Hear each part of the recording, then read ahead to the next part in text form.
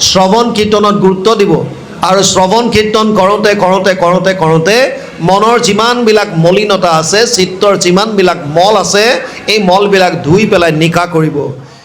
আৰু সেইজন ৰাতিপুৱাই ওলাই গ'ল কাৰণে এইটো এটা মৃতক হৈ গ'ল, হৈ গ'ল।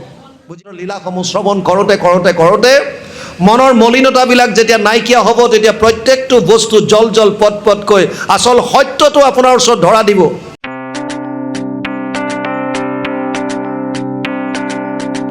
যেন ফিৰিংগতি ছয় বহনীতে বজাই নকৰে প্ৰকাশ সিটো বহনীক দুনাই, সেইমতে মন আদি টানতে শুয়া জাত মায়াত থাকিয়া টাংক নাজানে সাক্ষাৎ। যেনেকৈ ঠাণ্ডা দিনত যদি আপোনালোকে জুই পুৱাই থাকে, তেতিয়া আপোনালোকে দেখা পায় যে খৰি এডাল লৰাই দিলে তাৰ পৰা ফিৰিঙতিবিলাক যেনেকৈ ওলাই আহে, ঠিক তেনেকৈ প্ৰলয়ৰ সময়ত সমস্ত জীৱৰাশি প্ৰভু ভগৱন্তৰ উদৰতে অৱৰুদ্ধ হৈ থাকে, যাক নিৰোধ বুলি কোৱা হয়। আৰু ভাগৱতৰ দশম স্কন্ধৰ লক্ষণটোৱে হৈছে নিৰোধ। সৃষ্টিৰ সময়ত এই জীৱৰাশি পুনৰ প্ৰভু ভগৱন্তৰ উদৰৰ পৰা যেনেকৈ জুইৰ পৰা ফিৰিংগতি ওলাইছে তেনেকৈ ওলাই আহে। আৰু মন বুদ্ধি এই সকলোবিলাক যদিও প্ৰভু ভগৱন্তৰ পৰাই বাজ হৈছে বা জাত হৈছে, তথাপিও মায়াত থকাৰ কাৰণে ইয়াক গম নাপায় বুলি কৈছে। কিয়?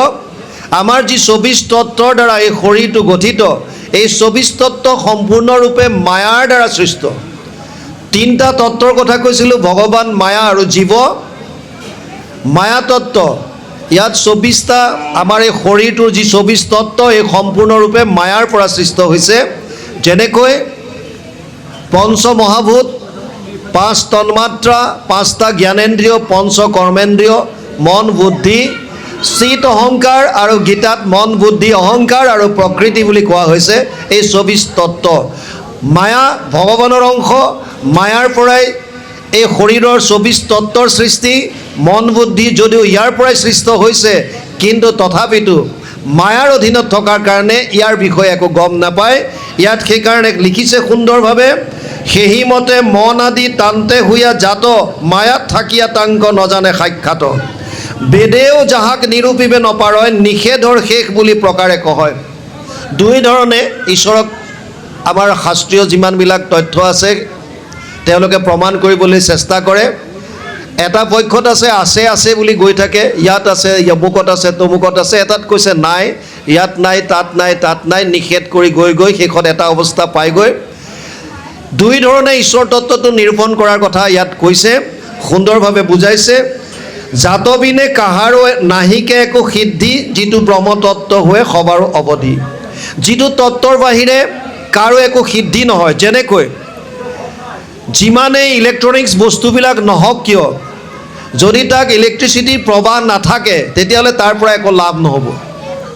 আপুনি এটা ঘৰ বনালে, ঘৰ বনাই তাত বিদ্যুতৰ বিভিন্ন ধৰণৰ সৰঞ্জামবিলাক লগাই দিলে, দামী দামী ফেন, দামী দামী লাইটবিলাক, বিভিন্ন ইলেক্ট্ৰিকৰ সৰঞ্জাম লগালে, কিন্তু যেতিয়ালৈকে আপুনি তাত এপিডিচিএলৰ পৰা মূল কাৰেণ্টটো বা সংযোগ নকৰিব, বিজুলী কানেকশ্যনটো নল'ব, তেতিয়ালৈকে এই বস্তুবিলাকৰ কোনো কাম নাইকিয়া। যেতিয়ালৈকে এনাৰ্জিটো নাথাকিব, শক্তিটো নাথাকিব, তেতিয়ালৈকে এই বস্তুবিলাক থাকিও অচল। সেই অৱস্থাটোৱে হৈছে এজন মৃতকৰ। ইয়াত এতিয়া সেইটোৱে কৈছে, জাতবিনে কাহাৰো নাহিকে একো সিদ্ধি, যিটো ব্ৰহ্মতত্ত্ব হৈ সবাৰো অৱধি। তাৰ পাছত কৈছে, তেন্তে নাৰায়ণৰ ৰূপ জানিবা নিপতি, তাহান চৰণে মাত্ৰ কৰিও ভকতি। সেইজনে নাৰায়ণৰ ৰূপ। কি ক'লে এতিয়া? প্ৰথমটো কৈছে যিজন সৃষ্টি স্থিতি আৰু প্ৰলয়ৰ হেতু। দ্বিতীয়ত ক'লে যিজনে আমাৰ মনৰ 4টা অৱস্থাত সাক্ষী ৰূপে আছে, জাগ্ৰত অৱস্থা, স্বপ্ন অৱস্থা, গভীৰ নিদ্ৰা আৰু সমাধিত। তৃতীয়ত ক'লে যিজনে আমাৰ ইন্দ্ৰিয়বিলাক সচেতন কৰি ৰাখে, সেইজনেই পৰমাত্মা, সেইজনেই নিৰ্গুণ নিৰাকাৰ অৱস্থাত থাকিলে ব্ৰহ্ম, আৰু সেইজনে সগুণ সাকাৰ ৰূপ ধাৰণ কৰিলে ভগৱান। ইয়াত এতিয়া কৈছে, তেন্তে নাৰায়ণৰ ৰূপ জানিবা নিপতি, তাহান চৰণে মাত্ৰ কৰিও ভকতি। সেইজনৰ চৰণতে ভক্তি কৰাৰ কথা আমাক কৈছে। যদি বোলা ইটো তত্ত্ব কেহু নজানয়, আছে বুলি কেনেমতে কৰিবে প্ৰত্যয়।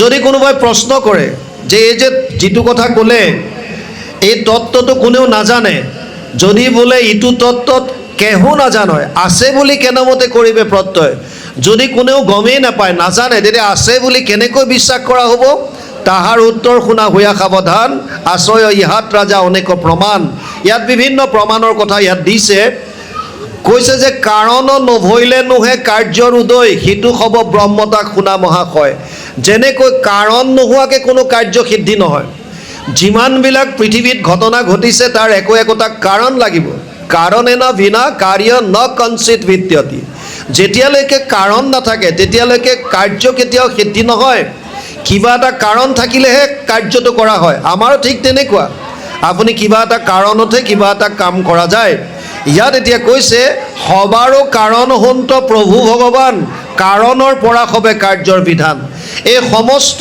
সৰুবৰ কাৰণৰ কাৰ্যৰ মূল কাৰণ যিটো সেইটোৱে হৈছে প্ৰভু ভগৱান যাৰ পৰা সমস্ত কাৰ্যবিলাক হৈছে এক হুয়া বহু শক্তি ধৰে কিবা ৰূপে তাহাৰ নিদান ৰাজা শুনিও স্বৰূপে যদি তেওঁ এক হয় একম সৎ যদি এক হয় তেতিয়াহ'লে একৰ পৰা বহুবিধ ৰূপ কেনেকৈ ধাৰণ কৰিলে তাৰ বিষয়ে কওঁ শুনা একে ব্ৰহ্ম মাত্ৰ থকা সৃষ্টিৰ আদিত জগত স্বৰূপে পাছে হোৱন্ত বিদিত প্ৰকৃতি মহৎ অহংকাৰ বুদ্ধি মন বহুবিধ বিষয় ইন্দ্ৰিয় দেৱগণ সমস্ত স্বৰূপ কৰে ব্ৰহ্মকে প্ৰকাশ সমস্ততে কৰি যিটো আচন্ত নিবাস এটা মাত্ৰ ব্ৰহ্ম প্ৰলয়ৰ সময়ত নিৰ্গুণ নিৰাকাৰ ৰূপে তেওঁ থাকে যেতিয়া তেওঁ ভাবে জগত সৃষ্টি কৰিবলৈ ইচ্ছা কৰে তেতিয়া তেওঁ নিজে যোগমায়াৰ দ্বাৰা এই কোটি কোটি ব্ৰহ্মাণ্ডৰ সৃজন কৰে আৰু তেওঁৰ নিজৰ পৰাই যিমানবিলাক জীৱ আছে এই জীৱবিলাক বাজ হৈ বিভিন্ন শৰীৰ ধাৰণ কৰি পেলাই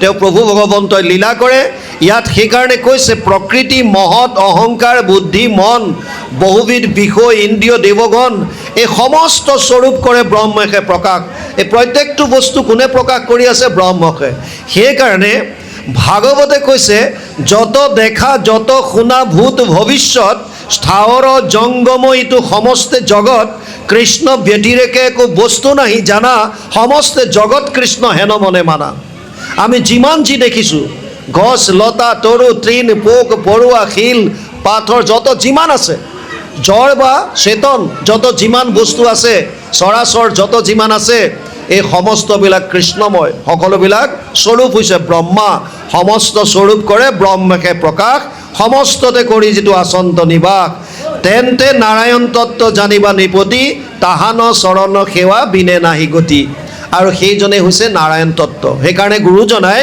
আমাক বিশেষভাৱে কোনো মূৰ্তিৰ কথা নকয় তেওঁ কি ক'লে বিশেষত মনুষ্যগণত যিটো নৰে বিষ্ণু বুদ্ধি কৰি সৰ্বদাই মান্য কৰে প্ৰথমতে ক'লে সমস্ত ভূতত ব্যাপী আছো মই হৰি সবাকো মানিবা তুমি বিষ্ণু বুদ্ধি কৰি যে মই সকলোতে আছোঁ সকলোকে তুমি বিষ্ণুময় জ্ঞান কৰা আৰু তাৰ পাছত ক'লে সমস্ত ভূতত বিষ্ণু বুদ্ধি নুহি যাবে কায় বাক্য মনে অভ্যাসী বা এহি ভাবে যেতিয়ালৈকে সকলোতে বিষ্ণুময় ভাৱ নহয় তেতিয়ালৈকে কায় মনোবাণীৰ দ্বাৰা তেওঁৰ চিন্তা কৰা অভ্যাস কৰা আৰু শেষত ক'লে বিশেষত মনুষ্যগণত যিটো নৰে বিষ্ণু বুদ্ধি কৰি সৰ্বদাই মান্য কৰে যিসকলে বিশেষভাৱে মানুহত বিষ্ণুময় জ্ঞান কৰি সদায় যদি মান কৰে তেতিয়া তেওঁলোকৰ কি হ'ব ঈৰ্ষা অসূয়া তিৰস্কাৰ অহংকাৰ সবে নষ্ট হোৱে তেবে তাবক্ষণে তাৰ গতিকে গুৰুজনাৰ ধৰ্মটো আমাক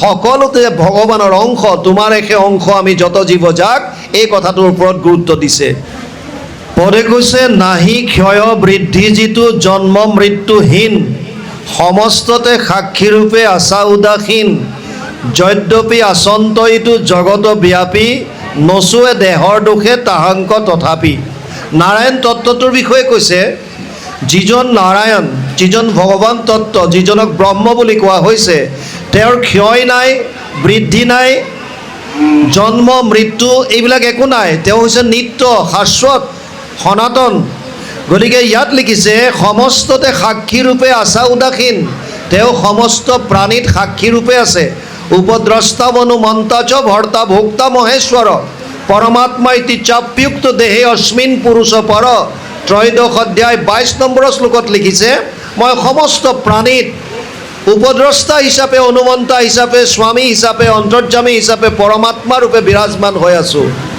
ঈশ্বৰ সৰ্বভূতানাম হৃদয়ে অৰ্জুন তিষ্ঠতি, সকলোৰে হৃদয়ত ভগৱান বাস কৰি আছে, সমস্ত শৰীৰত আছে।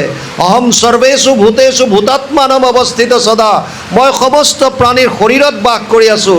গতিকে ইয়াত কৈছে যদিও তেওঁ সেই শৰীৰতে থাকে, কিন্তু তেওঁৰ ক্ষয় নাই, তেওঁৰ বৃদ্ধি নাই, জন্ম মৃত্যু এইবিলাক হীন, সমস্ততে সাক্ষীৰূপে আছে। যদ্যপি আচন্ত ইটো জগত ব্যাপী, নচুৱে দেহৰ দোষে তাহাংক তথাপি। দেহৰ বিকাৰ কি আছে? 6টা বিকাৰ আছে। অস্থি জায়তে বৰ্ধতে বিপৰিণামতে অৱক্ষ্যতি প্ৰণশ্যতি। 6টা আছে আমাৰ শৰীৰৰ বিকাৰ বা দেহৰ বিকাৰ। অস্থি মানে প্ৰথমতে শৰীৰটোৱে স্থিতি হয়, ক'ত লয়? মাকৰ গৰ্ভত স্থিত হ'ল। তাৰ পাছত জায়তে জন্ম পালে, তাৰ পাছত বৰ্ধতে শৰীৰটো লাহে লাহে বৃদ্ধি হ'বলৈ ধৰিলে। এটা সময়ত গৈ বৃদ্ধি হোৱা ৰৈ যায়, তেতিয়া কিছুমান হৰমনেল চেঞ্জ হয়, বিপৰিণামতে পৰিৱৰ্তন, ৰূপান্তৰ। যেনে ছোৱালীবিলাকে গাভৰুত্ব পালে, ল'ৰাসকলে যৌৱন প্ৰাপ্ত হৈছে, তাৰ পাছত এটা ষ্টেজ আহে অৱক্ষ্যতি, লাহে লাহে ক্ষয় আৰম্ভ হয়। চকুৰে নেদেখা হৈছে, কাণেৰে নুশুনা হৈছে, 2-এটা দাঁত সৰিবলৈ ধৰিছে, হাত ভৰি কঁপিবলৈ ধৰিছে, যাব নোৱাৰা হৈছে, বিকল হৈ আহিছে। আৰু এটা সময়ত প্ৰণশ্যতি, এই শৰীৰটো নষ্ট হৈ যায়। এইটো এটা শৰীৰৰ ক্ৰম, অস্থিৰ পৰা প্ৰণশ্যতিলৈকে, নিধনলৈকে এটা ক্ৰম, এই ক্ৰমত ঘূৰি আছে। কিন্তু যি নাৰায়ণ তত্ত্ব, যি পৰমাত্মা ৰূপে আছে, তেওঁৰ ইয়াৰ কোনো ধৰণৰ প্ৰভাৱ নপৰে। তেওঁ যদিও এই শৰীৰতে আছে, এই শৰীৰৰ বিকাৰ বা দুখে তেওঁক চুব নোৱাৰে। সেইকাৰণে ইয়াত কৈছে যদ্যপি আচন্ত ইটো জগত ব্যাপী, নচুৱে দেহৰ দোষে তাহাংক তথাপি। তেওঁ কেনেকুৱা? জ্ঞান মাত্ৰ ৰূপ নিত্য নিৰঞ্জন কায়, থাকা সৰ্বকালে সৰ্বদেহতে সদায়। তেওঁ জ্ঞান স্বৰূপ নিত্য নিৰঞ্জন ৰূপে সমস্ততে সৰ্বত্ৰে সৰ্বদা বিৰাজমান হৈ আছে, থাকা সৰ্বকালে সৰ্বদেহতে সদায়। ইন্দ্ৰিয়েষে কৰে তাংক বিবিধ ভাৱনা, যেন এক প্ৰাণ তাৰ অনেক কল্পনা। এই নাৰায়ণ তত্ত্বটো কোনে কোনে ভেদ কৰিছে? ইন্দ্ৰিয়ৰ দ্বাৰা বিভিন্ন ধৰণে তেওঁক বিভিন্ন ধৰণে প্ৰকাশ কৰা হৈছে, বিভিন্ন ধৰণৰ নাম দিছে। ইয়াত কৈছে নাহিকে বিকাৰ যাৰ, সদা সুখময়, তাহাংক জানিলে পাপ তাপ হুৱে ক্ষয়। নাহিকে বিকাৰ, আমি আলোচনা কৰিলোঁ, তাৰ কোনো ধৰণৰ প্ৰভু নাৰায়ণৰ বিকাৰ নাই বা দোষ নাই। তেওঁ কেনেকুৱা? আনন্দ স্বৰূপ। তৈত্তৰীয় উপনিষদত কৈছে ৰসোবৈশঃ, সেইজন আনন্দ স্বৰূপ। কৃষ্ণ শব্দৰ অৰ্থ লিখিবলৈ গৈ মহাভাৰতৰ উদ্যোগত লিখিছে কৃষি ভূবাচক শব্দ ন চ নিবৃত্তি বাচক, দ্বয়োৰ একাত পৰম ব্ৰহ্ম কৃষ্ণ ইতি অভিধীয়তে। ইয়াৰ অনুবাদ কৰি মহাপুৰুষ মাধৱদেৱে কৃষ্ণ শব্দৰ অন্বয় লিখিছে, অৰ্থ লিখিছে। তেওঁ কৈছে কৃষ হেন শব্দ ইটো পৃথিৱী বাচক ভৈলা, ন আনন্দত প্ৰৱৰ্তয়, দুইৰো এক পদ মিলি পৰম ব্ৰহ্ম ৰূপ কৃষ্ণ, নাম আনন্দক মাত্ৰ কয়। অৰ্থাৎ কৃষ্ণ মানে হৈছে আনন্দ। আৰু ইয়াতো কৈছে কৃষ্ণ সুখময়, যি আনন্দ। কেনেকুৱা আনন্দ? সচ্চিদানন্দ, সৎ চিত আৰু আনন্দ স্বৰূপ। সেইকাৰণে আমি নামত গাওঁ সহজানন্দ, স্বৰূপানন্দ, হৃদয়ানন্দ, পৰমানন্দ। ভগৱান কৃষ্ণৰ নাম নিত্যানন্দ, দয়ানন্দ, প্ৰেমানন্দ, আমি বিভিন্ন কেৱল আনন্দ স্বৰূপ। সেইকাৰণে ইয়াত লিখিছে সেইজন ঈশ্বৰ কেনেকুৱা? তেওঁ হৈছে সুখময়, তেওঁ আনন্দ স্বৰূপ। আৰু যাৰ বিষয়ে জনাৰ পাছত যিটো তত্ত্ব আমি যদি গম পাম, তেতিয়া কি হ'ব? পাপ তাপ সমস্তখিনি ক্ষয় হ'ব। ভকতৰ পৰম সুহৃদ প্ৰাণ সম, তাহাংকে বুলিও ব্ৰহ্ম জানা নিপুত্তম। হে নিপুত্তম, নিপৰ ভিতৰত উত্তম, হে নিমি ৰজা। তেওঁ কেনেকুৱা? যাক জানিলে পাপ তাপ সমস্তখিনি ক্ষয় হয়, আৰু যিজন ভকতৰ পৰম সুহৃদ, ভকতৰ প্ৰাণস্বৰূপ, সেইজনকে ব্ৰহ্ম বুলি কোৱা হৈছে। ইন্দ্ৰিয়ৰ বলে ৰাজা জন্মৰ বিকাৰ, আত্মাৰ বিকাৰ নাই জানিবা হাষাৰ। ইয়াত আকৌ এতিয়া আত্মা বুলি কৈছে। আত্মানো কোন? মমেবংশ জীৱলোকে জীৱভূত সনাতন, ৫ম অধ্যায় ৭ নম্বৰ শ্লোক গীতা। অৰ্জুনক কৈছে হে অৰ্জুন, মোৰে অংশ এই জীৱবিলাক, এই আত্মাবিলাক মোৰ অংশ।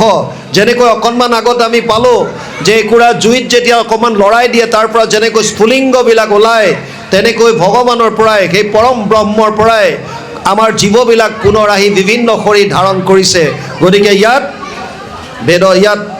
কীৰ্তনত গুৰুজনাই লিখিছে, তোমাৰেহে অংশ আমি যত জীৱ যাক। বেদস্তুতিত লিখিছে প্ৰথম কীৰ্তনত যে তোমাৰেহে অংশ আমি যত জীৱ আছোঁ। আৰু ভগৱান কৃষ্ণই গীতাত অৰ্জুনক কৈছে, অহম আত্মা গুদাকেশ সৰ্বভূতাশ্ৰয় স্থিত অহম আদিত্য মধ্যম চ ভূতানাম অন্ত এবচ। 10ম অধ্যায় 20 নম্বৰ শ্লোক গীতা, তাত কৈছে, হে অৰ্জুন, ময়ে আত্মা, অহম আত্মা গুদাকেশ, সৰ্বভূতাশ্ৰয় স্থিত, সকলোৰে ভূত প্ৰাণীৰ শৰীৰত বিৰাজমান সেই আত্মা হ'লো মই।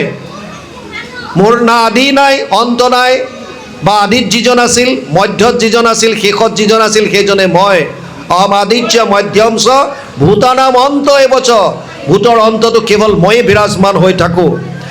তাৰ পাছত কৈছে, ইহাৰ দৃষ্টান্ত এক কৰহ প্ৰকাশ, তোমাৰ হৈবেক তেবে সংশয় বিনাশ। ইয়াৰ এটা তোমাক মই উদাহৰণ দি বুজাওঁ যাতে তোমাৰ মনৰ সংশয়বিলাক নাশ হ'ব। কি ক'লে? মনুষ্যাদি চতুৰ্বিধ প্ৰাণীৰ দেহত জীৱৰ সহিতে প্ৰাণ থাকে অবিৰত। মনুষ্যকে আদি কৰি উৰণ বুৰণ গজন আৰু ভ্ৰমণ এই 4বিধ জীৱৰ দেহত, প্ৰাণীৰ দেহত জীৱৰ সহিত প্ৰাণ থাকে অবিৰত। আত্মা আৰু প্ৰাণ বিৰাজমান হৈ থাকে। দেহৰ আশ্ৰয় দুখ ব্যভিচাৰ সিদ্ধ, কত বাল্য কত যুৱা কত হুৱে বৃদ্ধ। আমাৰ আকৌ শৰীৰটোৰ বিভিন্ন ধৰণৰ আছে। প্ৰথমতে জন্ম হ'ল শিশু, তাৰপিছত বাল্যকাল পালে, তাৰপিছত কুমাৰত্ব পালে, তাৰপিছত প্ৰৌঢ় হ'ল, তাৰপিছত বৃদ্ধ হ'ল। এনেকৈ শৰীৰটোৰো বিভিন্ন ভাগ হৈ থাকে। সাধাৰণতে 3টা বুলি কয় যে শিশুকাল এটা আছে, বা যৌৱন অৱস্থা এটা আছে, আৰু বৃদ্ধকাল বুলি কৈছে। ইয়াত কৈছে বাল্য, যুৱা আৰু বৃদ্ধ, এয়া শৰীৰৰহে কেৱল সলনি হৈছে। দেহতে থাকয় প্ৰাণ নাহি বেভিচাৰ, সেইমতে নাহি ইটো আত্মাৰ বিকাৰ। যেনেকৈ দেহতে থকা প্ৰাণৰ কোনো ধৰণৰ বেভিচাৰ নাই, তেনেকৈ আত্মাৰো বিকাৰ নাই। ভগৱান আৰু আত্মাৰ মাজত সেইকাৰণে ভেদাভেদ পাৰ্থক্য আছে বুলি কয়, ভেদ আৰু অভেদ। ভগৱান আৰু আত্মা কেইটামান ক্ষেত্ৰত অভেদ, ইয়াত কোনো ভেদ নাই। যেনে আত্মাও নিত্য, আগতেও আছিল, এতিয়াও আছে, ভৱিষ্যতেও থাকিব। ভগৱানো নিত্য, আগতেও আছিল, এতিয়াও আছিল, ভৱিষ্যতেও থাকিব। আত্মা সনাতন, কোনোদিন নাশ হোৱা নাই, ভগৱানো সনাতন। আত্মাও চৈতন্য, ভগৱানো চৈতন্য। এইবিলাক হৈছে অভেদ। ভেদ কি আছে? ভেদ হৈছে আত্মাই এই ক্ষুদ্ৰ ব্ৰহ্মাণ্ডখন চৈতন্য কৰি ৰাখিছে, আৰু পৰমাত্মা বা ভগৱানে সমস্ত জগতক চৈতন্য কৰি ৰাখিছে। সেইকাৰণে তেওঁক অন্তৰ্যামী বুলি কোৱা হৈছে, সৰ্বজ্ঞানী বুলি কোৱা হৈছে। আমিবিলাক অল্পজ্ঞ বা অজ্ঞ যিমান আছে, ব্ৰহ্মা আদি কৰি যিবিলাক মায়াৰ অধীন, তেওঁলোক সৰ্বজ্ঞ হ'ব নোৱাৰে। তেওঁলোক হৈছে অজ্ঞ বা অল্পজ্ঞ, কিন্তু ভগৱান সৰ্বজ্ঞ, কাৰণ সমস্ত ভূতত তেওঁ ব্যাপ্ত হৈ আছে অন্তৰ্যামী ৰূপে। সেইকাৰণে ইয়াত বৰ সুন্দৰভাৱে কৈছে, সেইমতে নাহিটো আত্মাৰ বিকাৰ। জাগৰণ কালে যিটো নিদ্ৰা উপগতে, অহংকাৰ জিনিয়া থাকয় একমতে। আমি অলপ আগত কৈছিলোঁ, যিটো জাগ্ৰত অৱস্থা, মনৰ 4টা অৱস্থা, জাগ্ৰত, স্বপ্ন, গভীৰ নিদ্ৰা আৰু সমাধি, তাত যিজনে একমতে থাকে, হেনবা বুলিবা যিটো নাৰায়ণ তত্ত্ব, জানিবা আচন্ত সমস্ত হৃদয়ত, কেতিক্ষণে কেনমতে হুৱন্ত সাক্ষাৎ, কহিব নিপতি তাৰ উত্তৰ তোমাক। কোন সময়ত কেনেকৈ তেওঁ সাক্ষাৎ হয়, কেনেকৈ উপস্থিত হয়, এই কথাখিনি তোমাৰ আগত এতিয়া মই ক'ম। ভৰে কৈছে, কেতিক্ষণে কেনমতে হুৱন্ত সাক্ষাৎ, কহিব নিপতি তাৰ উত্তৰ তোমাক। এই নাৰায়ণ তত্ত্ব কেতিয়া কেনেকৈ সাক্ষাৎ হয়, এই কথাটো ক'ম বুলি কৈছে। এটা সুন্দৰ ইয়াত কথা কৈছে, যিটো আমি সকলোৱে নাৰায়ণ তত্ত্বটো উপলব্ধি কৰোঁ। এই কথাটো কৈছে কেতিয়া, অকণমান আগত আমি কৈছিলোঁ, যেখনে নিৰ্ভৰ নিদ্ৰা হৈ উপস্থিত, ইন্দ্ৰিয় সকল অহংকাৰৰ সহিত, তেখনে আত্মাত গয়া সবে হুৱে লয়, সেইকালে আত্মা সাক্ষী স্বৰূপে থাকয়। আমাৰ মনৰ যি 4টা অৱস্থাৰ যিটো গভীৰ নিদ্ৰা বুলি কৈছে, গভীৰ নিদ্ৰা, এই গভীৰ নিদ্ৰাত কি হয়, আমাৰ যিমানবিলাক ইন্দ্ৰিয় আছে, মন বুদ্ধি অহংকাৰ আছে, এই সমস্তবিলাক আত্মাত লয় যায়। লয় যোৱাৰ লগে লগে ইন্দ্ৰিয়ত যিবিলাক বিষয় বাসনাৰ আগতে উপলব্ধি কৰিব পাৰে, সেই ক্ষমতাটো টোটেলি নাইকিয়া হৈ যায়। নাইকিয়া হৈ যোৱাৰ লগে লগে আত্মাৰ পৰমাত্মাৰ লগত থাকে, অৰ্থাৎ একলগ হৈ থাকে। এইকণেই হৈছে সমাধি অৱস্থা। কিন্তু তাৰ পাছতো আমি পাহৰি যাওঁ কিয়? কাৰণ আমি মায়াৰ অধীন। সাৰ পোৱাৰ লগে লগে আকৌ মায়াই আমাক হেঁচা মাৰি ধৰে। গতিকে আমি সেই পৰম তত্ত্বটো আমি কৰিব নোৱাৰোঁ। কিয়? যদিও গভীৰ নিদ্ৰাত আত্মা পৰমাত্মাৰ মিলন হয় বা সমাধিত ব্ৰহ্মক সাক্ষী পোৱাৰ দৰে লাগে, তথাপিতো যিহেতুকে তেতিয়াও অবিদ্যা বা মায়া আমাৰ থাকি যায়, সেইকাৰণে আমি সেইটো চিৰদিনৰ কাৰণে উপলব্ধি কৰি ৰাখিব নোৱাৰোঁ। সাৰ পোৱাৰ লগে লগেই সেই অৱস্থাটো পাহৰি যাওঁ। সেইকাৰণে এজন মানুহ যদি সুস্থ বা সবল হৈ থাকে, তেওঁৰ গভীৰ নিদ্ৰা আহিব। গভীৰ নিদ্ৰা মানে ডিপ শ্লিপ। আৰু যিজন ব্যক্তিয়ে সদায় এনেকৈ নিশ্চিন্ত মনে শুব পাৰে, কোনো ধৰণৰ সপোন নাই, কোনো ধৰণৰ চেলেং পেটেং অৱস্থা নাই, তেতিয়াহ'লে সেইজন মানসিক আৰু শাৰীৰিকভাৱে সুস্থ আৰু সেইজন সবল ব্যক্তি। সেইকাৰণে তেওঁলোকেহে গভীৰ নিদ্ৰা দিব পাৰিব। আৰু যদি এজন ব্যক্তিয়ে গভীৰ নিদ্ৰাত যদি থাকিব পাৰিছে, তেতিয়াহ'লে তেওঁ সেই পৰম আনন্দত থাকে, যিজনে বহু বছৰ তপস্যা কৰি সমাধিত ব্ৰহ্মক সাক্ষাৎ কৰি যিটো আনন্দ উপলব্ধি কৰিব পাৰে, এজন ব্যক্তিয়ে গভীৰ নিদ্ৰাত সেই একেই আনন্দ উপলব্ধি কৰি থাকে। ডিফাৰেঞ্চ মাত্ৰ এটা, যিজনে শৰীৰ সক্ৰিয় কৰি ৰাখি মন, বুদ্ধি, অহংকাৰ তাৰ ক্ৰিয়াবিলাক নিষ্ক্ৰিয় কৰি আত্মাক পৰমাত্মাৰ লগত বিলীন কৰিব পাৰে, তেওঁৰ এই সুখটো বা আনন্দটো তেওঁ বহুদিনলৈ ধাৰণ কৰি ৰাখে। আৰু গভীৰ নিদ্ৰাত থকাসকলে সাৰ পোৱাৰ লগে লগে যিহেতুকে মায়াই আৱৰি ধৰি আছে, গতিকে আমি পাহৰি যাওঁ। ইয়াত কৈছে, যেখনে নিৰ্ভৰ নিদ্ৰা হৈ উপস্থিত ইন্দ্ৰিয় সকল অহংকাৰৰ সহিত, তেখনে আত্মাত গয়া সবে হৈ লয়, সেইকালে আত্মা সাক্ষী স্বৰূপে থাকয়। সেই সময়ত কেৱল আত্মা সাক্ষী স্বৰূপে থাকে। জীৱৰ হৈ আত্মা মাত্ৰ অনুভৱ নথাকয়, বিষয় সম্বন্ধ লেখলক। এই শৰীৰ দেহ প্ৰাণীটোৰ বা জীৱটোৰ বাকী একো অনুভৱ নাথাকে, কেৱল সেই সময়ত আত্মা থাকিব, পৰমাত্মা। আত্মা অনুভৱ যদি ভৰিলেক জীৱৰ, তেবে কিয় সংসাৰক পাৱয় পুনৰ? যদি আত্মাৰ উপলব্ধি হ'ল, যদি পৰমাত্মাক তেওঁ লগ পালে, তেতিয়াহ'লে পুনৰ জনম কিহৰ কাৰণে ল'বলগীয়া হৈছে?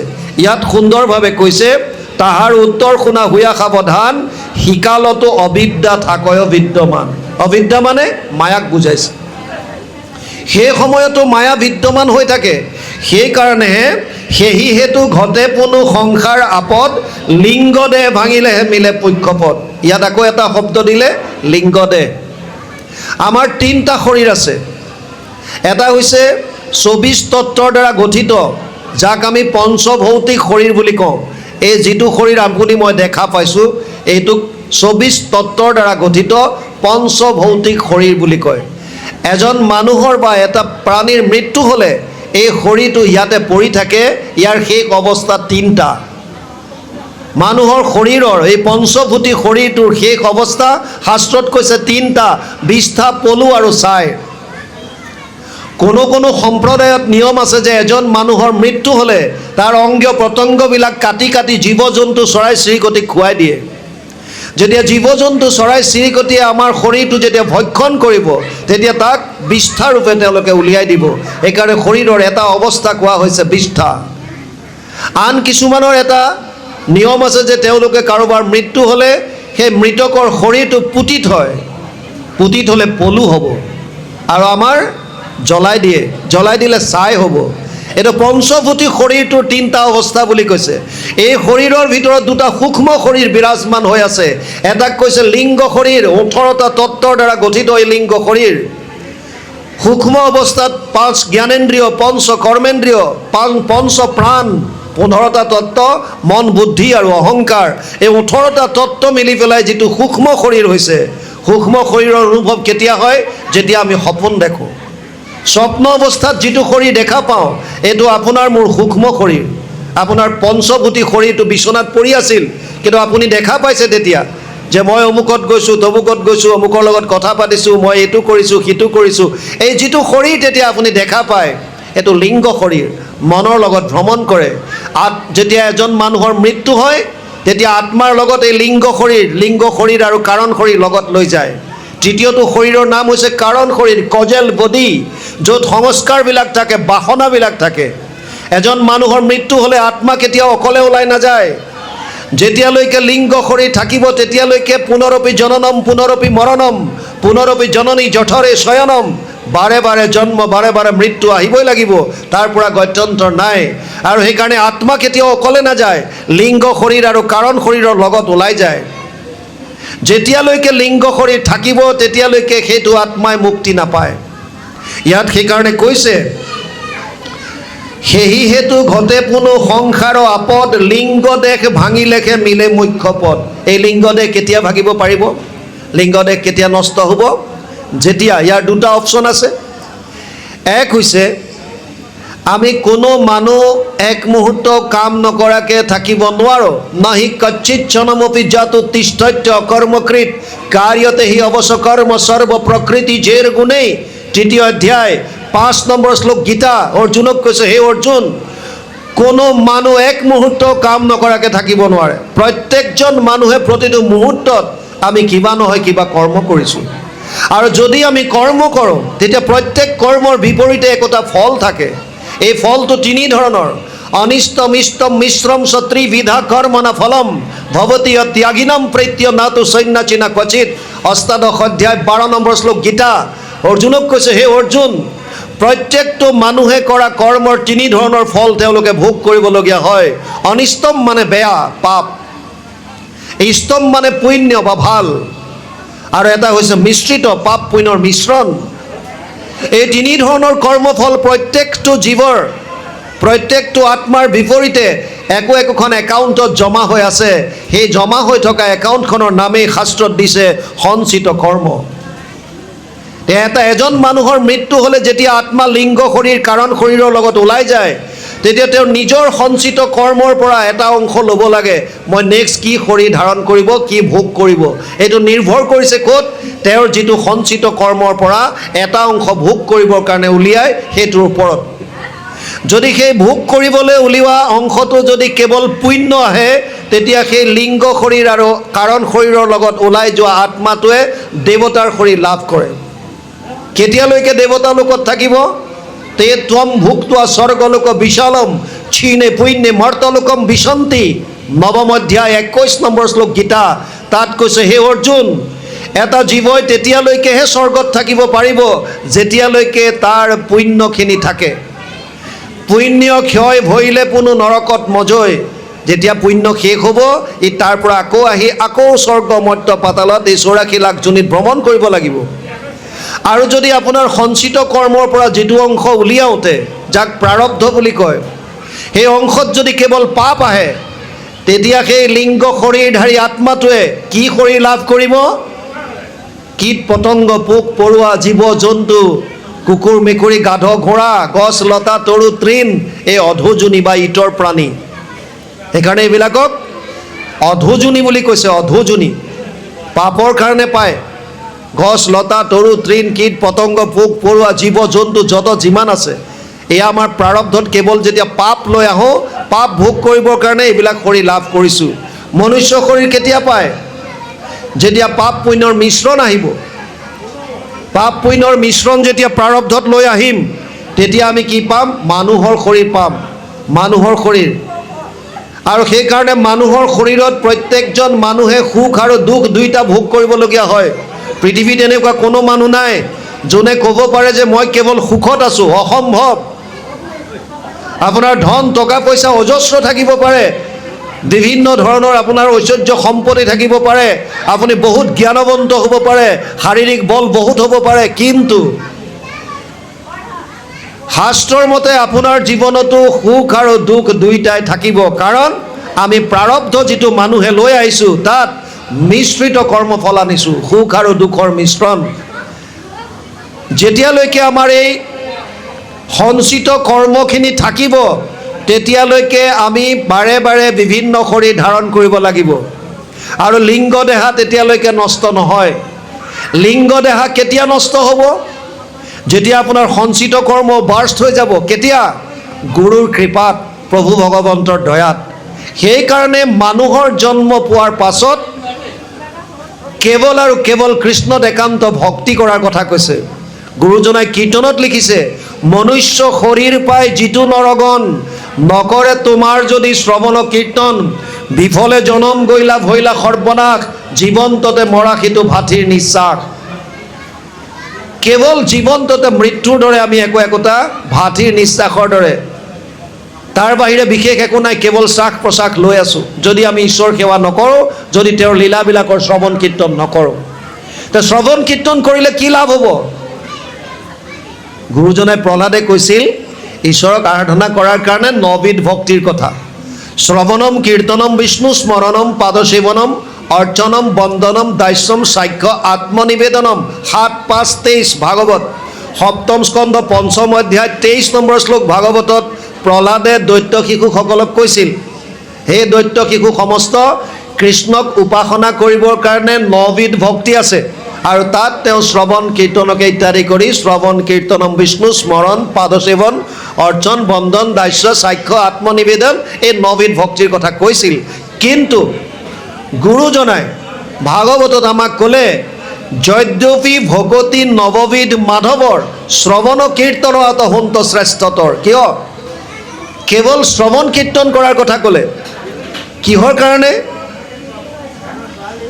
আপোনাক মোক যেতিয়া কোনোবা এজন মানুহে কিবা এটা কথা কয়, সেই শব্দকেইটা কৰ্ণৰ ৰন্ধ্ৰই দি আমাৰ হৃদয়ত প্ৰৱেশ কৰি আমাক প্ৰভাৱিত কৰে।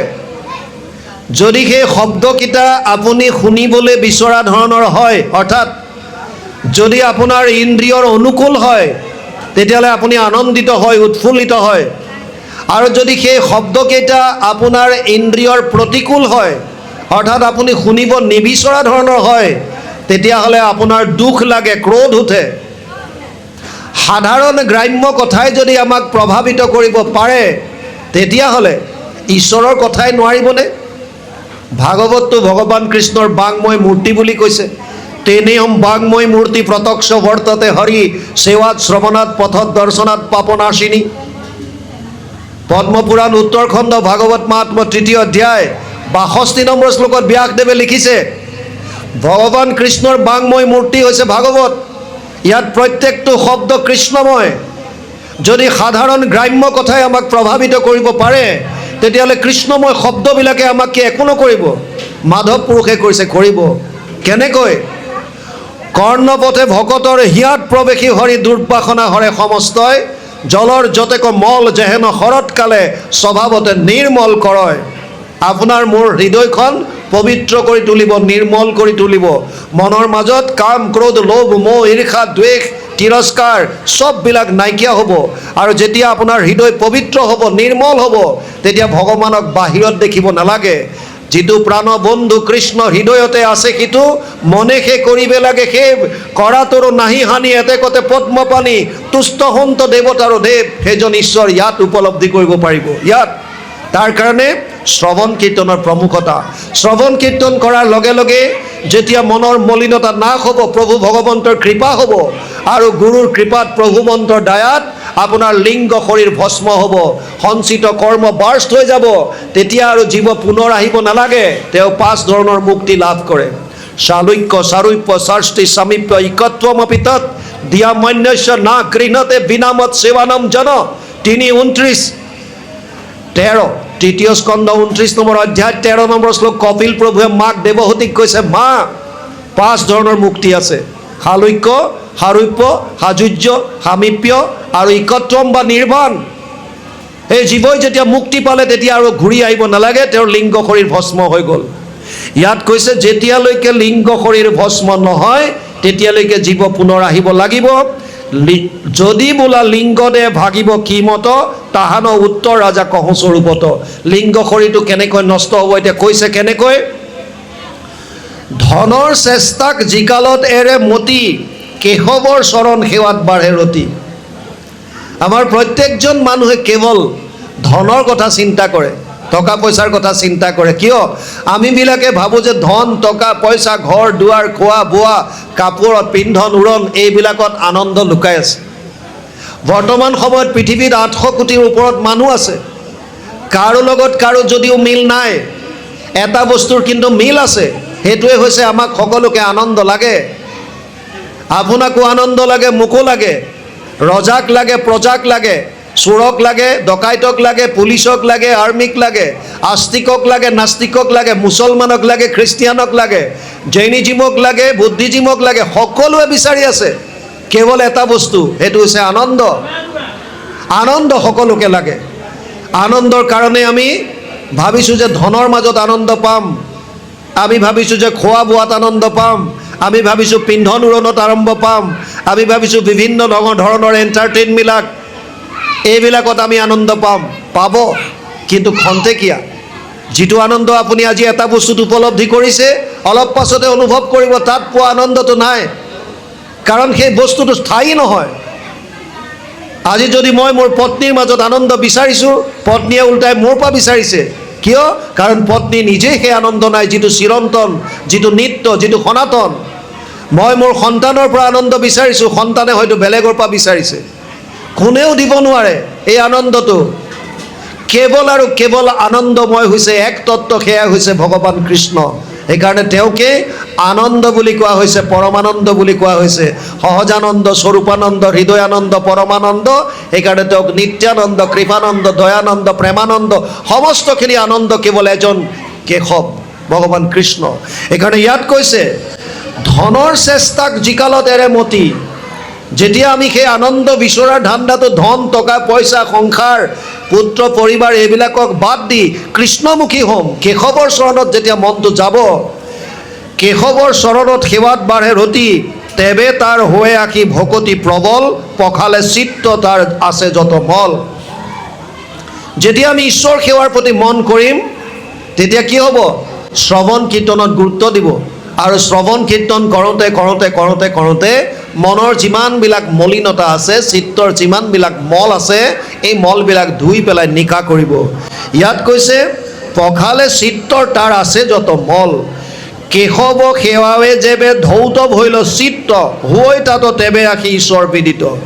কেশৱৰ সেৱা কৰোঁতে কৰোঁতে যেতিয়া আপোনাৰ চিত্তটো ধৌত হ'ব, অৰ্থাৎ সুন্দৰভাৱে শুদ্ধ হৈ যাব, ধুই নিকা কৰি পেলাব, তেতিয়া কি হ'ব? হৈ তাত তেবে ৰাখি ঈশ্বৰ বিদিত। তেতিয়া আপোনাৰ মোৰ শৰীৰতে ঈশ্বৰ বিদিত হ'ব, দেখা দিব। কিন্তু এই কেশৱৰ সেৱা কেনেকৈ কৰিব? আমি অলপ আগত আলোচনা কৰিলোঁ। যিহেতু তেওঁ প্ৰভু ভগৱন্ত সমস্ততে ব্যাপ্ত হৈ আছে, গতিকে যিমান পাৰে জীৱ জন্তু, কীট পতংগ, গছ বন, লতা তৰু তৃণ, অবাবত কাৰো অন্যায় নকৰিব। চেষ্টা কৰক, মই আনৰ যদি পুণ্য কৰিব নোৱাৰোঁ নালাগে, চেষ্টা কৰক মই আনৰ অপকাৰ নকৰোঁ। আপুনি কাৰোবাৰ উপকাৰ কৰিব নালাগে, নকৰিব, একো ডাঙৰ কথা নহয়। আপুনি পৰা নাই, বেলেগৰ উপকাৰ কৰিব কোনো প্ৰয়োজন নাই, আপুনি নালাগে কৰিব। কিন্তু চেষ্টা কৰক মই যাতে আনৰ অপকাৰ নকৰোঁ। আপুনি পুণ্য অৰ্জন কৰিব পৰা নাই, নালাগে। আপুনি যদি পুণ্য অৰ্জন কৰিব পৰা নাই, নালাগে, একো কথা নহয়। যাতে চেষ্টা কৰক মই যাতে পাপ নকৰোঁ। এই কথাকেইটা আমি মাত্ৰ উপলব্ধি কৰিব লাগে। মোৰ কাৰণে যাতে কোনো মানুহে কষ্ট নাপায়, কোনো প্ৰাণীয়ে যাতে কষ্ট নাপায়, মই যাতে কাৰো দুখৰ কাৰক হ'বলগীয়া নহয়। কাৰণ প্ৰতিটো জীৱ, প্ৰতিটো বস্তুত ভগৱান ঈশ্বৰ ব্যাপ্তমান হৈ আছে। এই তত্ত্বটো যদি আমি উপলব্ধি কৰি, প্ৰতিটো মুহূৰ্তত যদি এই কথাটো আমি উপলব্ধি কৰি আমাৰ কৰ্মৰাজি কৰোঁ, আমাৰ চিন্তাধাৰা যদি সেইমতে আগবঢ়াই নিওঁ, তেতিয়াহ'লে প্ৰভু ভগৱন্তই কৈছে আপোনাৰ অন্তৰখন নিৰ্মল হ'ব। নিৰ্মল হোৱাৰ লগে লগে কি হ'ব? আপোনাৰ হৃদয়তে সেই তত্ত্বটোৱে, যিটো আনন্দ বিচাৰি আপুনি হাবাথুৰি খাইছে, সেই আনন্দটো আপুনি ইয়াত উপলব্ধি কৰিব। আৰু এবাৰ যদি ঈশ্বৰৰ আনন্দ আপুনি হৃদয়ত উপলব্ধি কৰিব পাৰে, তেতিয়াহ'লে বাহ্যিক যেনেকুৱাই সংঘাত আপোনাৰ জীৱনলৈ নাহক কিয়, যেনেকুৱাই ধুমুহা আপোনাৰ জীৱনলৈ নাহক কিয়, আপোনাৰ ভিতৰত যি আনন্দ প্ৰজ্বলিত হৈ আছে, সেই আনন্দক স্পৰ্শ কৰিব নোৱাৰিব। আপুনি প্ৰতিটো মুহূৰ্তত কেৱল আনন্দময় হৈ থাকিব, সুখময় হৈ থাকিব, স্থিতপ্ৰজ্ঞৰ অৱস্থা আপুনি প্ৰাপ্তি কৰিব পাৰিব। সেইকাৰণে ইয়াত লিখিছে, কেশৱ সেৱাৱে যেবে ধৌত ভৈল চিত্ত, হৈ তাত তেবে ৰাখি ঈশ্বৰ বিদিত। কৃষ্ণক সাক্ষাতে দেখি হৈবে মোহহীন, আপোনাক নেদেখিব কৃষ্ণ এৰে ভিন। কৃষ্ণক সাক্ষাতে দেখি কি হ'ব? মোহহীন হ'ব। মোহ কেতিয়া হয়? যেতিয়া আমি শৰীৰটোক মই বুলি ভাবোঁ। মোহ কেতিয়া হয়? যেতিয়া জন্মৰ পাছত ভাবোঁ যে মই মানে এই শৰীৰটো। যিমানে এই শৰীৰটোক মই বুলি ভাবিব, এই শৰীৰৰ লগত সম্বন্ধ থকা বস্তু বা ব্যক্তিবিলাকক মোৰ বুলি আমি ধৰি লওঁ। আৰু শৰীৰৰ লগত সম্বন্ধ থকা বস্তু বা ব্যক্তিবিলাকক যেতিয়া আমি মোৰ বুলি ভাবি ল'ম, তেতিয়া মোৰ বস্তুবিলাকৰ প্ৰতি আপোনত্ব ভাৱ আহিব আৰু সেইবিলাকৰ প্ৰতি আমাৰ মোহ হ'ব, আসক্তি হ'ব। যিটো বস্তুৰ প্ৰতি আপোনাৰ আসক্তি বাঢ়ি যাব, আপুনি নিজৰ বুলি ভাবিব, সেই বস্তুটোৰ হানি বা লোকচান হোৱাৰ লগে লগে আপোনাৰ শোক আহিব। আপুনি যাৰ প্ৰতি আপোন বুলি ভাবিছে, বস্তু হ'ব পাৰে, ব্যক্তি হ'ব পাৰে, আপোনাৰ মোবাইল হওক, লেপটপ হওক, আপোনাৰ গাড়ী হওক, আপোনাৰ বাইক হওক, আপোনাৰ ঘৰ, আপোনাৰ পতি, আপোনাৰ পুত্ৰ, আপোনাৰ সন্তান, যোনে নহওক, যাক আপুনি মনৰ মাজত মোৰ বুলি ভাবি ল'লে, এই মোৰ বস্তুখিনিৰ যেতিয়া হানি হ'ব, যেতিয়াই তাৰ ক্ষয় ক্ষতি হ'ব, তেতিয়াই আমাৰ মনলৈ শোক আহে। বুজি পালে নাই? আমি যেতিয়া গম পাওঁ যে বাহিৰৰ দেশত ভূমিকম্প হ'ল, লাখ লাখ মানুহ মৰিল, আপুনি কান্দে নেকি? নাকান্দে। কিয়? কাৰণ আপোনাৰ তাৰ প্ৰতি মোহ নাই। কিয় মোহ নাই? কাৰণ আপুনি আপোন বুলি ভবা নাই সেইসকলক। বুজি পাইছে নাই? বাহিৰত কিবা এটা হ'ল, যদিও এতিয়া অসমত আমাৰ ইমান এটা ডাঙৰ ঘটনা হৈ গ'ল, শিৱসাগৰ, চৰাইদেউ, কিন্তু যিটো কষ্ট বা দুখ তেওঁলোকে নিজে ভোগ কৰিছে, নিজে যিটো উপলব্ধি কৰিছে, আপুনি মই সিমানটো শোক উপলব্ধি কৰা নাই। এইটো সত্য। এইটো ঠিক যে মানৱীয়তাৰ কাৰণে আমি ভাগি পৰিছোঁ যে এনেকুৱা এটা ঘটনা পটককৈ হৈ গ'ল, আৰু সেইকাৰণে আমি যোনে যেনেকৈ পাৰিছোঁ সহায়ৰ হাত আগবঢ়াইছোঁ, এইটো বেলেগ কথা। কিন্তু যিটো সুখ সেই পৰিয়ালটোৱে, যাৰ নিজৰ পিতৃক হেৰুৱালে, যাৰ নিজৰ সন্তানটো হেৰুৱালে, তেওঁ যিটো অনুভৱ কৰিছে, তেওঁ যিটো সুখ পাইছে, সেইটো সুখ আপুনি মই নাই পোৱা। বুজি পাইছে নাই? সেইটো সুখ আপুনি মই নাই পোৱা। এজন মানুহে ফুটপাথত চাহ খাই আছে, আৰু তেওঁক যেতিয়া কৈছে স্পেচিয়েল চাহ একাপ দিয়া, দোকানীটোৱে সুন্দৰভাৱে চাহ বনাই স্পেচিয়েল এটা কাপত ভৰাই দিছে। তেওঁ ঢোক মাৰিছে চাহত, আৰু এনেকুৱাতে কণমানি ভতিজাকটো আহি পেলাই কৈছে, খুৰা খুৰা, ডাঙৰ ঘটনা এটা হৈছে। কি হ'ল? আমাৰ ঘৰৰ ওচৰত বাছ এখন পাল্টি মাৰিলে, 50জনমান মানুহৰ মৃত্যু হৈছে। আৰু খুৰাকে দোকানীটোক কৈছে, হেৰা শুনিছা, চাহত চেনি কম হ'ল, আৰু এচামুচ চেনি লৈ আহা। কিয়? কাৰণ সেই বাছখনত তেওঁৰ আপোন কোনো নাই, গতিকে তাৰ প্ৰতি মোহ নাই। মোহ নাই কাৰণে শোক উৎপন্ন হোৱা নাই। কিন্তু ভতিজাকটোৱে ক'লে যে খুৰা বুজি পোৱা নাই কেলে, বাছখনত আমাৰ অমুক অমুক আছিল, আৰু লগে লগে চাহৰ কাপ তাতে পেলাই দৌৰ মাৰিলে। কিয়? তেতিয়া মোহ আহি গ'ল। আপুনি যেতিয়ালৈকে শৰীৰটোক মই বুলি ভাবে, এই শৰীৰৰ লগত সম্বন্ধ থকা বস্তু বা ব্যক্তিৰ এখন সংসাৰ আমি মনৰ মাজত পাতি লওঁ, আৰু সেই বস্তু বা ব্যক্তিক আমি আপোন বুলি ভাবোঁ, আপোন বুলি যাক ভাবি আছে সেইসকলৰ প্ৰতি আপোনাৰ মোহ আছে, আৰু সেই বস্তু বা ব্যক্তিৰ ক্ষয় ক্ষতি হানি বিঘিনি হ'লে আমি শোক পাওঁ। বুজি পাইছেনে? ইয়াত কৈছে, যেতিয়া আপুনি কৃষ্ণক সাক্ষাতে দৰ্শন কৰিব, তেতিয়া আপোনাৰ এই মোহটো হীন হৈ যাব। কিয়? কাৰণ আপুনি আত্মাক উপলব্ধি কৰিব পাৰিব। আপুনি শৰীৰ যে নহয়, আপুনি যে আত্মা, এই কথাটো, এই তথ্যটো আপুনি গম পাব। মই আৰু মোৰ ইয়াত ডিফাৰেঞ্চ আছে, পাৰ্থক্য আছে। মই বস্তুটো কেতিয়াও মোৰ হ'ব নোৱাৰে। আপোনালোকক যদি মই প্ৰশ্ন কৰোঁ, এইখন কাৰ গামোচা? উত্তৰ আহিব, এইখন মোৰ গামোচা। তাৰমানে মই বেলেগ আৰু মোৰ গামোচাখন বেলেগ। মই মোৰ বস্তুটো হ'ব নোৱাৰোঁ। এইখন কাৰ চেলেং? মোৰ চেলেং। তাৰমানে মই চেলেংখন নহয়, মই সম্পূৰ্ণ বেলেগ, আৰু চেলেংখন মোৰ কমপ্লিট বেলেগ। এইটো কাৰ হাত? এইটো মোৰ হাত। তাৰমানে মই হাতটো নহয়, হাতটো মোৰ সম্পূৰ্ণ বেলেগ, আৰু মই বস্তুটো বেলেগ। তেনেকৈ এইটো কাৰ শৰীৰ? এইটো মোৰ শৰীৰ। গতিকে মই সম্পূৰ্ণ বেলেগ, আৰু মোৰ শৰীৰটো বেলেগ। সেইকাৰণে এই শৰীৰটো ইয়াত থাকি যায়, আৰু ওলাই যোৱাটো আত্মা।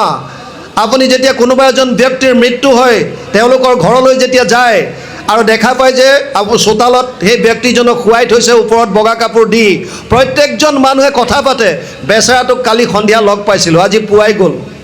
গ'ল কোন? আপুনি যাক লগ পাইছিল সেইজনে দেখোন এইজন, হাত ভৰি নাক মুখ চব আছে, কালি লগ পোৱাজন এইজনেই। কিন্তু নহয়, তেতিয়া আমি কি কওঁ? যাক কালি লগ পাইছিলোঁ তেওঁ গ'ল ৰাতিপুৱাই। এইজন বেলেগ আৰু ওলাই যোৱাজন বেলেগ। এই দুটা তত্ত্ব আছে। এইজন বেলেগ, কালি যিজনক লগ পাইছিলোঁ সেইজন এওঁৰ মাজত থকাৰ কাৰণে এই বস্তুটোক চৈতন্য কৰি ৰাখিছিল, সচেতন কৰি ৰাখিছিল, আৰু সেইজন ৰাতিপুৱাই ওলাই গ'ল কাৰণে এইটো এটা মৃতক হৈ গ'ল, হৈ গ'ল। বুজি পালে নাই? গতিকে আত্মাৰ এই যিটো আপোনাৰ সিদ্ধান্ত, যিটো আত্মাৰ জ্ঞান, এইটো উপলব্ধি হ'ব কেতিয়া? যেতিয়া ভগতৰ সংগত প্ৰভু ভগৱন্তৰ কথাসমূহ শ্ৰৱণ কীৰ্তন কৰিব, ভগৱান কৃষ্ণৰ সেৱাত যেতিয়া ৰতি হ'ব, তেতিয়া আমাৰ মনৰ মলিনতাবিলাক যেতিয়া নাশ হ'ব, তেতিয়া হৃদয়ত আমি সাক্ষাৎ এই আত্মাক দেখা পাব। আপোনাক নেদেখিব কৃষ্ণ এৰে ভিন্ন। কৃষ্ণ আৰু আপোনাৰ মাজত ভেদ নথকা কথাটো অনুভৱ কৰিব। কিয়? যে অহম ব্ৰহ্মাস্মি, ময়ে ব্ৰহ্ম, ময়ে আত্মা, ময়ে ভগৱান, এই ভাৱটো আহিব। বেঢ়িল পতলে যেন যাহাৰ নেত্ৰক, যিটোজনে নেদেখে আগতে আদিত্যক। যাৰ চকুত কেটেৰেক্ট পৰে, চকুত এখন পৰ্দা পৰি যায়, তেওঁলোকে ওচৰতে কিবা বস্তু থাকিলেও দেখা নাপায়। তাৰপাছত আই স্পেচিয়েলিষ্টৰ তাত যাব লাগে, আৰু যেতিয়া আই স্পেচিয়েলিষ্টবিলাকে এই কেটেৰেক্টটো গুচাই দিয়ে, অপাৰেশ্যন কৰি হওক, যেনেকৈ হওক, নতুনকৈ লেন্স লগাই দিয়ে, তাৰপাছত কি হয়? তেওঁ সুন্দৰভাৱে দেখা পায়। যেনেকৈ এই আৱৰণ এটাই আমাৰ চকুৰ আগত ঢাকি থাকিলে আমি সন্মুখত থকা সূৰ্যটোক দেখা নাপাওঁ, ঠিক তেনেকৈ বেঢ়িল পতলে যেন যাহাৰ নেত্ৰক, যিটোজনে নেদেখে আগতে আদিত্যক, সন্মুখত থকা সূৰ্যক দেখা নাপায়। গুচাইলেক ঔষধে চক্ষুৰ যেবে মল, সিজনে সাক্ষাতে দেখে সূৰ্যৰ মণ্ডল। যেতিয়া ঔষধ দি বা অপাৰেশ্যনৰ দ্বাৰা আপোনাৰ আৱৰণটো যেতিয়া হটাই দিব, আঁতৰাই দিব, তেতিয়া আপুনি সাক্ষাৎ বস্তুখিনি জল জল পট পটকৈ দৰ্শন কৰিব পাৰিব। সিজনে সাক্ষাতে দেখে সূৰ্যৰ মণ্ডল। সেইমতে কৃষ্ণ কথা শ্ৰৱণ কীৰ্তনে, গুণৰ কৰ্মৰ মল তেজৈ তাৰ মনে। সেইমতে কৃষ্ণ কথা শ্ৰৱণ কীৰ্তনে মানুহৰ মনৰ মাজৰ যিমান মলিনতা আছে, এই মলিনতাবিলাক ধুই নিকা কৰিব পাৰে। আৰু সেইকাৰণে হয়তো আমাৰ শৰীৰৰ যিটো গঠন প্ৰক্ৰিয়া, ইয়াত আমাক দুখন কাণ দিছিল। শ্ৰোত্ৰ অৰ্থাৎ কাণ দুখন আছে, অৰ্থাৎ বেছিকৈ শ্ৰৱণ কৰক।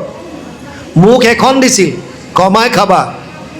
কিন্তু আমাৰ দৃষ্টিকোণবিলাক সদায় উল্টা। আমি বেলেগ ধৰণে ভাবোঁ। আপোনাক বুজাব এটা, আপুনি বুজিব এটা। ক্লাছৰুমত এজন শিক্ষকে এটা গ্লাছত অকণমান মদ লৈ গৈছে, হাতত এডাল কেঁচু লৈ গৈছে। ছাত্ৰ ছাত্ৰীক সুধিছে, এয়া কি দেখিছা? সকলোৱে কৈছে, ছাৰ মদ। আৰু এইটো কি হাতত? বোলে কেঁচু। এতিয়া কি হয় চাবা। গ্লাছটোত কেঁচুডাল এৰি দিলে, কেঁচুডালে ধৰ ফৰাই পেলাই মৰি থাকিল। কৈছে, ইয়াৰ পৰা কি বুজিলা? লাষ্ট বেঞ্চৰ পৰা এজনে হাত দাঙিছে, ছাৰ কি বুজিলি তই? ছাৰ আমি মদ খাব লাগে।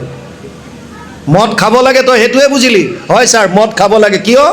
ছাৰ মদ খালে পেটত থকা পেলুবিলাক মৰি যাব। বুজি পালে নাই? দৃষ্টিকোণ কেনেকুৱা? আপুনি প্ৰত্যেকটো বস্তু আপোনাৰ দৃষ্টিকোণে কেনেকৈ গ্ৰহণ কৰিছে, এইটো এটা ডাঙৰ কথা। আপুনি কেনেকৈ লৈছে? যেতিয়া 42 ডিগ্ৰী চেলচিয়াছ গৰম হৈছিল, তেতিয়া আমাৰবিলাকে আমি AC কণ্ডিশ্যন, এয়াৰ কণ্ডিশ্যন ৰুমত সোমাই কৈ আছোঁ যে বাপৰে, AC হাৱা গৰম হৈ গ'ল। আৰু সেই সময়ত শ্ৰমিকে হাতত আলকতৰাৰ ডাব্বা লৈ পথৰ ওপৰত সেই গৰম আলকতৰা দি আছে। কিয়? তেওঁলোকৰ গৰম নাই লগা। 42 ডিগ্ৰী চেলচিয়াছ তেওঁলোকৰ কাৰণে নহয়। হয়, দৃষ্টিকোণ।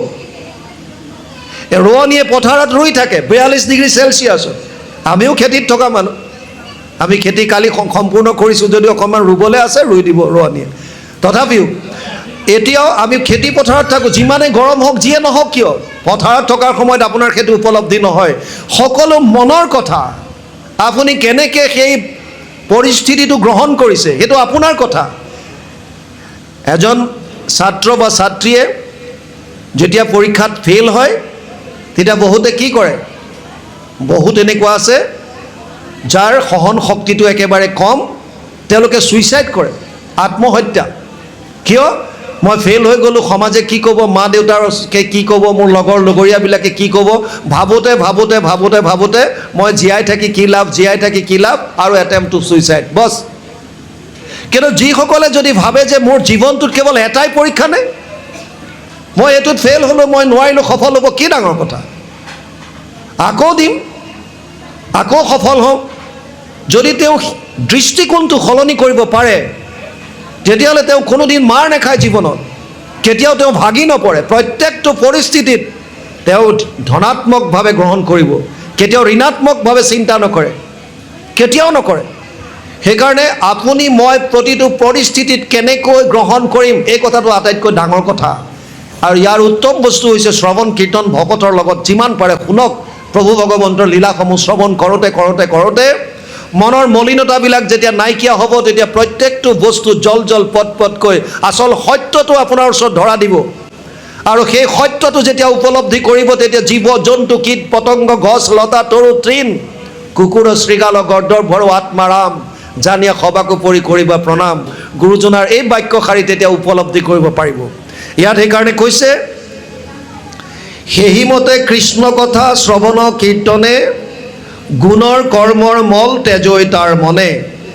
সেইমতেই কৃষ্ণ কথা শ্ৰৱণ কীৰ্তন কৰোঁতে কৰোঁতে কৰ্মৰ দ্বাৰা যিমানবিলাক মলিনতা আমাৰ মাজত জমা হৈ আছিল সেই সমস্তবিলাক নাশ হ'ব। কিমতে ভকতি কৰিব তোমাত হৰি হৰি হৰি।